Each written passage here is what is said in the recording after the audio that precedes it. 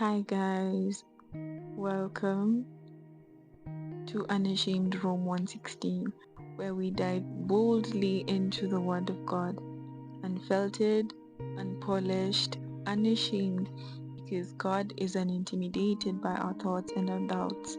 My name is Elena, and you are welcome. Today we're going to be discussing Genesis chapter 5 to 7. And guys, oh my goodness, it took me, I think I've skipped. I was supposed to post last week, but when I read Genesis chapter 6,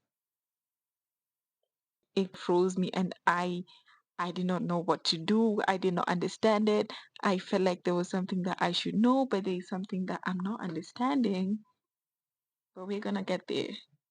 So Genesis chapter 5 to 7, yeah. Today we're doing 3 chapters in a row. So Genesis chapter 5 is mostly talking about the descendants of Adam and how Noah came in place according to the descendants. So I don't know if you guys have had this, but apparently, we always skip the way, oh, Adam gave birth to this one when he was, I don't know how many years old, and he had sons and daughters, and he begat this one, and he had sons and daughters, and all of that stuff. But this time it's different. So we have Adam, Seth. I don't know if I'm supposed to read it in English because I looked for the Hebrew translation and now the Hebrew pronunciation. So let me read it in the Hebrew translation. So we have Adam, Shet, Enosh, Kainan. I really hope I'm reading these things correctly. Mahalalel, Yared, Kanok. I don't know, it's Kanok or Hanoch. And it means it's Enoch. Like, isn't that crazy? I was like, where is the E? And then you have Metushelach, Lemech, and Noach.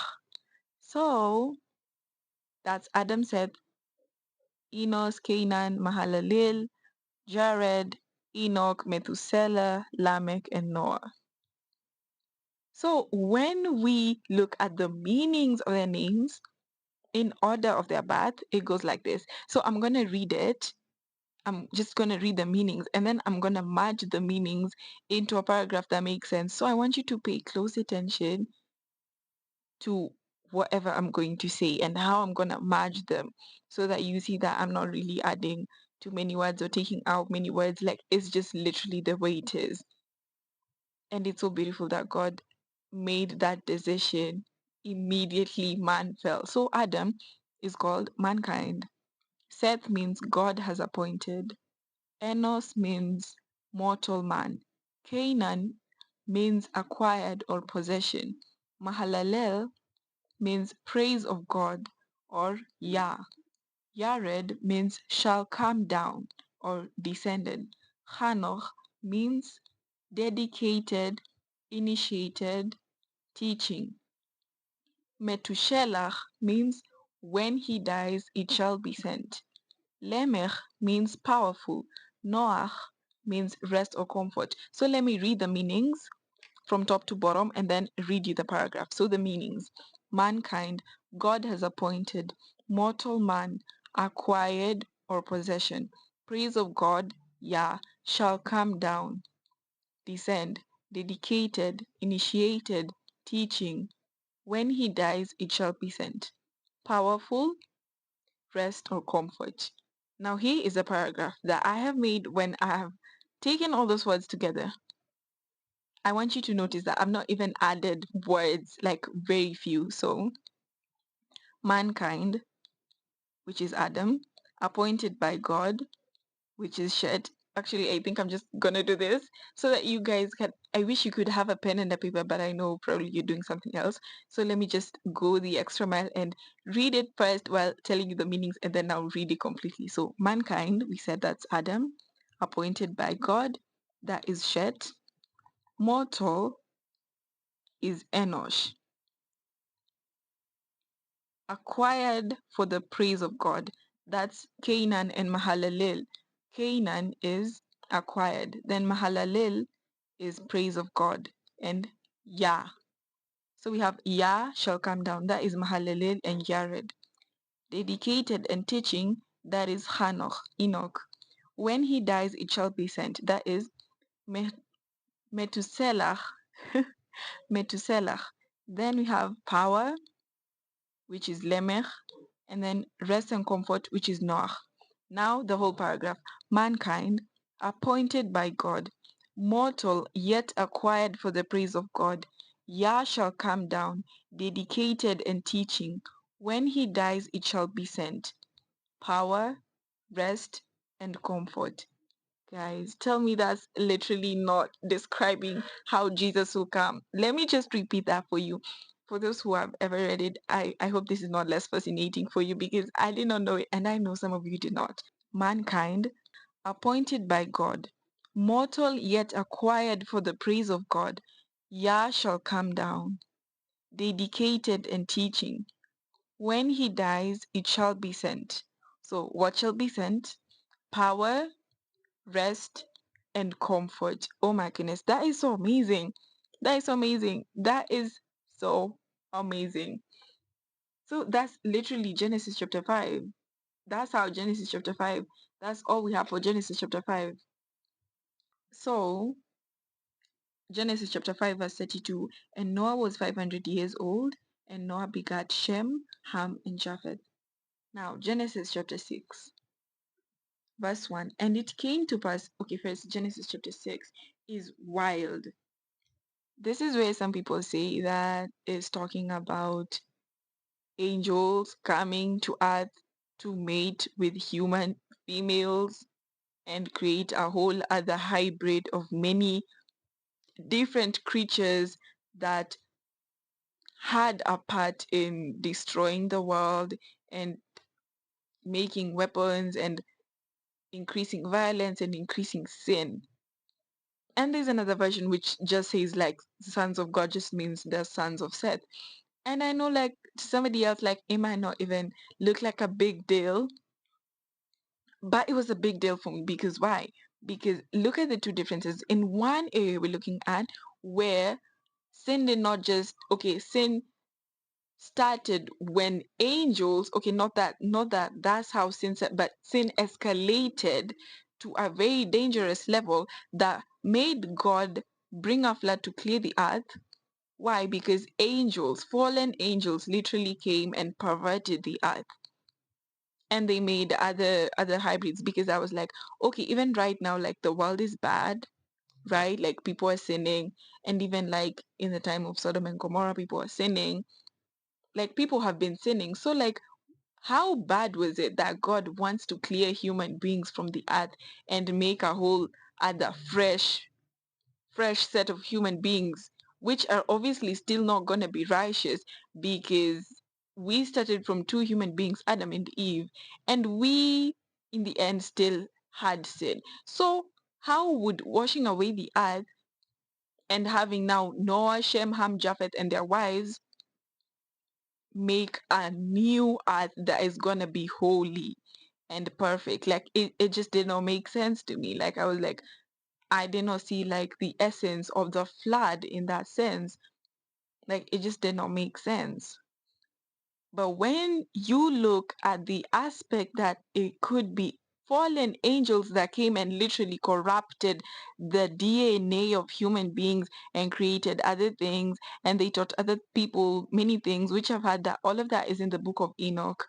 And I was like, but Enoch is not in the Bible. I'm sure like the people who did not put it in the Bible have done something okay, right? Like they knew what they were doing. But again, I questioned myself, what what is the harm in reading the book?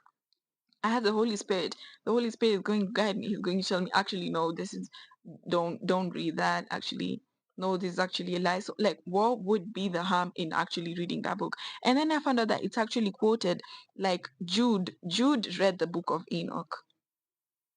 And again, I was watching a YouTube shot, and this man of God was saying, there is no way in the Bible that it says the Bible has 66 books.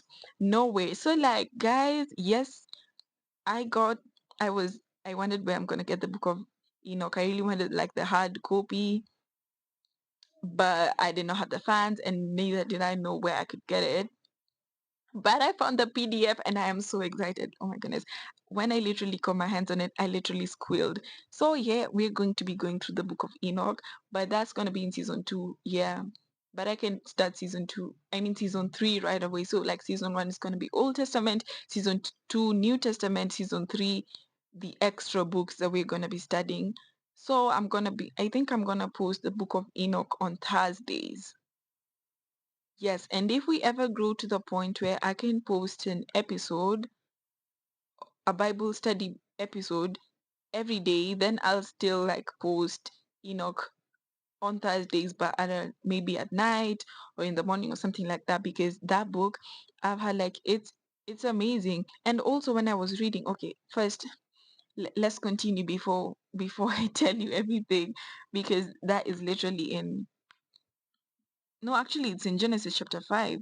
Yeah, in Genesis chapter 5, where it says, Genesis chapter 5 and verse 21 to 24. And Enoch lived 60 and 5 years and begat Methuselah. And he walked with God.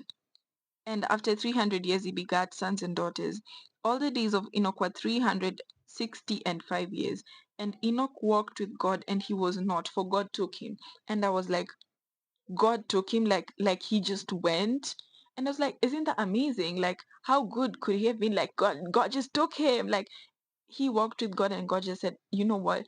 Just come. And I was like, where did he go? Did he like go to heaven and chill with God? Like God was like, you know what? Don't stay in earth no more. Just come live with me here.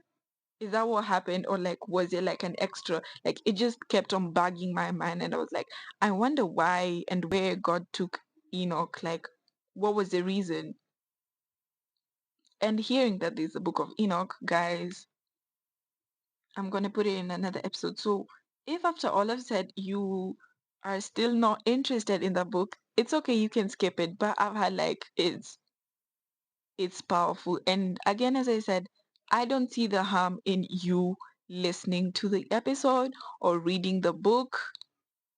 I don't see the harm. Like you can read any other book. You can even read it and say, okay, fine, it's not part of the Bible because Jude read the book of Enoch, right? Because he referenced Enoch. He read the book of Enoch. So I don't see why it would be wrong to read it. Okay. So Genesis chapter 6. I think I've explained most of the things here in whatever I was saying. So now we can go through it and I will not need to explain because I still don't know. So Genesis chapter 6 verse 1. And it came to pass when men began to multiply on the face of the earth and daughters were born unto them. So here you see the distinction, like it's saying, and it came to pass when men began to multiply on the face of the earth, and daughters were born unto them, that the sons of God. So you hear, like they already said men. So who are the sons of God? Why couldn't they just say that the men saw the daughters of men? Like, I don't know, like I see this distinction, like it's like they're drawing a line because they say men began to multiply and daughters were born unto them. So the daughters that were born in verse 2, it says daughters of men, right? So like the distinction now between that the sons of God, so that the daughters of men were fair, I don't see why we would now go the extra mile of not saying and men, so the daughters of men were fair because we had already talked about men. I think I've just said that 5 times already in one sentence with no full stop. I hope you get my point. So verse 2, that the sons of God saw the daughters of men, that they were fair, and they took them wives of all which they chose.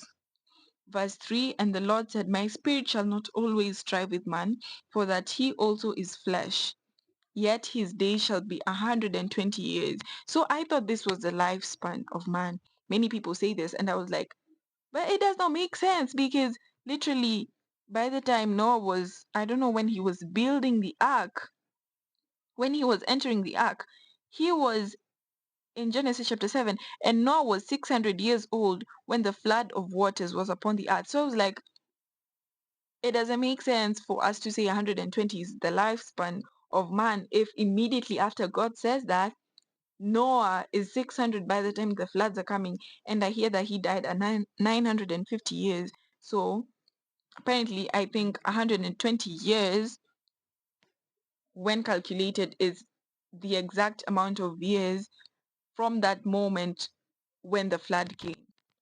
So, like God was saying, after 120 years, the flood shall come and it will like wash away everyone. But in message translation, it says, Then God said, I'm not going to breathe life into men and women endlessly. Eventually, they're going to die. From now on, they can expect a lifespan of 120 years. So I don't understand that one. And then we have YLT, Young Literal Translation. It says, and Jehovah, guys, if you think King James is hard, just try and read Young Literal Translation. Young's Literal Translation. So it says, and Jehovah saith, My spirit doth not strive in man to the age, in their erring, they flesh, and his days have been 120 years. So like my spirit will not strive with man to the age because they're erring, they're doing errors, and they are flesh, and his days shall be 120 years. Okay, back to King James. So verse 4, there were giants in the earth in those days. So I was wondering, why would giants come out of nowhere? Like we've just been living normally, men and women, normal human beings, then where are the giants coming from? But when you look at the analogy of the sons of God being angels, fallen angels, okay, let's continue again. We're going to do that in the book of Enoch. So Genesis 6:4, there were giants in the earth in those days, and also after that, when the sons of God came in unto the daughters of men, and they bare children to them. The same became mighty men which were of old, men of renown.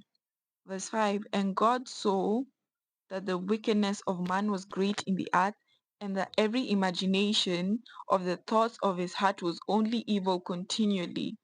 So here you can see they were not only doing evil, their thoughts, their imaginations were evil. This is a call to us. Look at your thoughts, look at your imaginations. If you're still struggling with maladaptive daydreaming or just daydreaming in general, even before you think about stopping, just think about, what are you imagining? Do not imagine evil things. Do not imagine bad things. Do not imagine yourself being sick. Because when we were talking about the creation, we said that our thoughts are creative, like they can create. So when you constantly imagine yourself sick or yourself in a certain situation, it can happen. It can happen. So imagine good things. Think good thoughts. Okay. So, verse 6, and he repented the Lord that he had made man on the earth, and it grieved him at his heart. Verse 7, and the Lord said, I will destroy man whom I have created from the face of the earth, both man and beast, and the creeping thing, and the fowls of the air, for it repented me that I have made them. When I read that, I just feel so sad. Verse 8, but Noah found grace in the eyes of the Lord. But Noah found grace in the eyes of the Lord. What is grace? So the grace is like the world is crashing, but God says, I will walk through this one. I will save through him. Because it says Noah was a perfect man, but no one is perfect. Noah was walking with God. He had a relationship with God, and he found grace in God's eyes. When God looks at you, and yes, you are not perfect. Like I am not perfect. I have my own flaws. I'm struggling with some sins. I'm still growing. Sometimes I feel so unworthy, but then we remember about God's grace. Sometimes you feel like you want to tell somebody about Jesus, but you remember, oh, they saw you lying, or they saw you cheating on a test. Oh my goodness. They saw you doing something wrong. And you're like, you know what? I don't deserve to preach the gospel. Just preach it. Tell people about God. I know you don't feel perfect. You don't feel like you're a good representative, but the grace of God has found you. I repeat, grace is like the world is crushing, but God says, I will walk through this one. I will save through him or her. Verse 13, and God said unto Noah, the end of the flesh is come before me, for the earth is filled with violence through them, and behold, I will destroy them with the earth. Verse 15, and this is the fashion which thou shalt make it of. So the size of the ark, the length, I changed it to feet or meters because I know some use meters and some use feet. So the length was 450 feet, which is like 137 meters. The width was 75 feet, which is 23 meters, and the height was 45 feet, which is like 13.7 meters. And I googled it, and it says like it's like 1.5 football fields long and 6 stories tall. But the ark itself, yeah, it had like the ground floor, the first and the second. Verse 18, but with thee I will establish my covenant, and thou shalt come into the ark, thou and thy sons and thy wife and thy sons' wives with thee. Verse 19, and of every living thing of all flesh, 2 of every sort shalt thou bring into the ark to keep them alive with thee. They shall be male and female.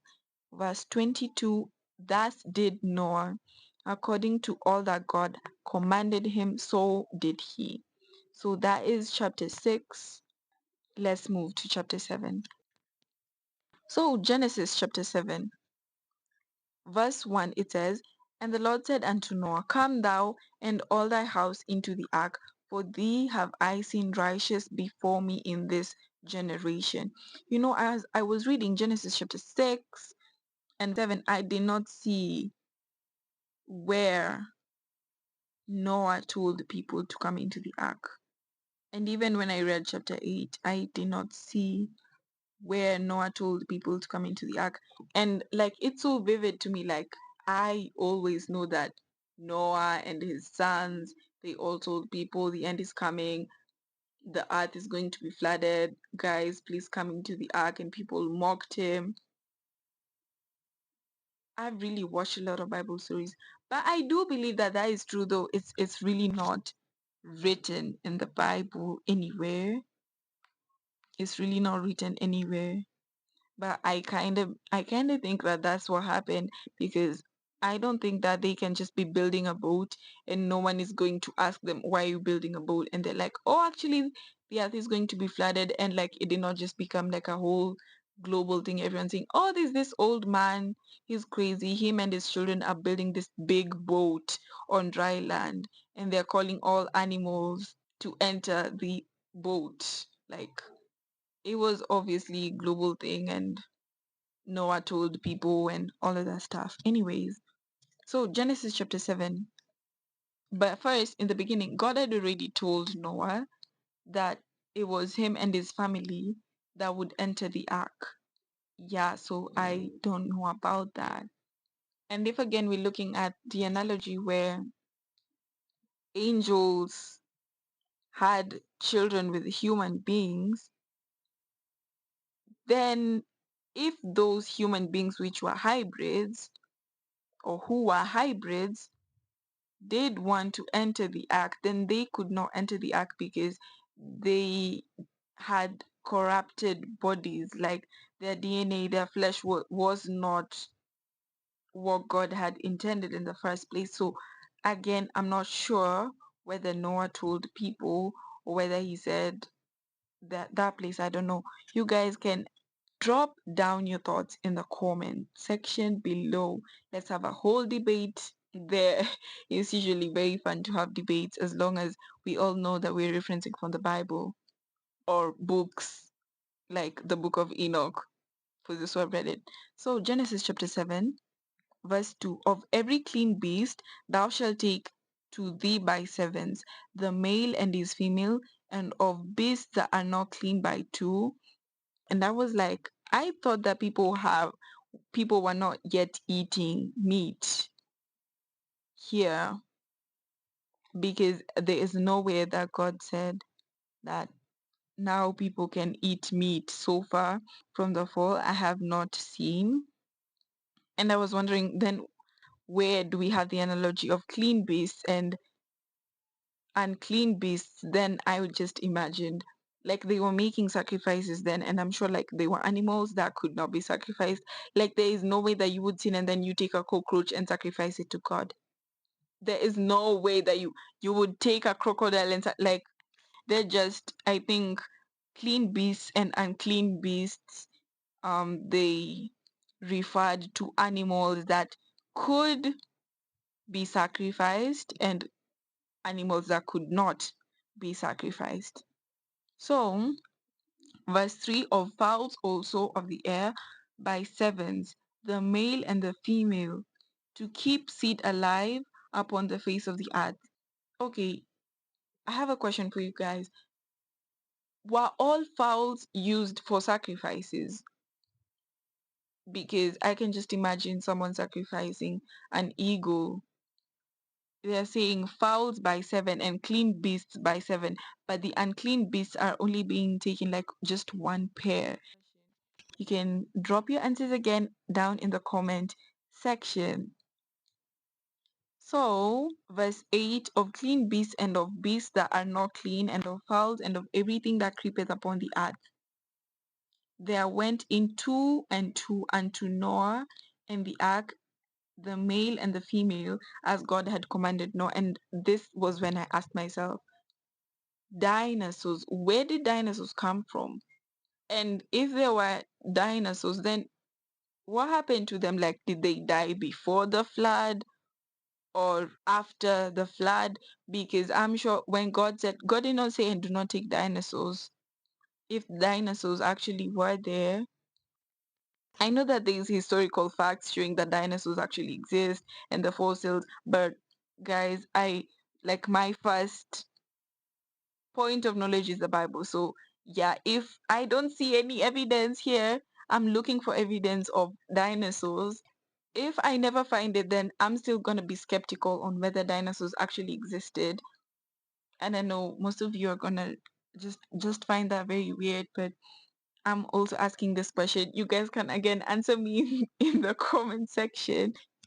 Dinosaurs, what do you think? Do you think they died before the flood? Because if they died after the flood, then I'm sure like they took some baby T-Rexes, and oh my goodness, I can just imagine like the ark was so cute because maybe they took like the small animals, baby elephants, and oh my goodness, that's just so cute.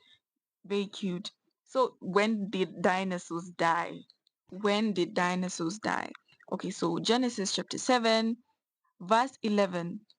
In the 600th year of Noah's life, in the second month, the 17th day of the month, the same day were all the fountains of the great deep broken up, and the windows of heaven opened. And the rain was upon the earth 40 days and 40 nights. Verse 14, they and every beast after his kind, and all the cattle after their kind, and every creeping thing that creepeth upon the earth after his kind, and every fowl after his kind, every bird of every sort, even eagles. And they went in unto Noah into the ark, two and two of all flesh, wherein is the breath of life. It was just like, I was just thinking, I can't believe they also took cockroaches and lice, and oh my goodness, it's so crazy. You can imagine two lice walking into the ark. Okay, verse 16, and that they went in male and female of all flesh, as God had commanded him, and the Lord shut him in. The Lord shut the ark. That is just so beautiful for no apparent reason or for all reasons possible. So, verse 22, all in whose nostrils was the breath of life of all that was in the dry land died. So, everything that was on land died. So, again, another question. So, the fish did not enter the ark, the fish remained. So, I'm asking, is there like a level of water that fish cannot survive in? Because I'm thinking like mud fish. Can mud fish survive like in deep waters? Because when the waters rose, it says in Verse 20, 15 cubits upward did the waters prevail, and the mountains were covered. So, did all the fish survive? That is so amazing. That's probably just God preserving their lives in case they cannot survive in such depths of waters. And I'm also thinking, does that mean that we have more fish than we are supposed to be having according to like the levels of other species on dry land and under the sea because they did not die? Or did God just deal with the numbers down there by himself? Verse 23, and every living substance was destroyed, which was upon the face of the ground, both man and cattle, and the creeping things, and the fowl of the heaven, and they were destroyed from the earth. And Noah only remained alive, and they that were with him in the ark.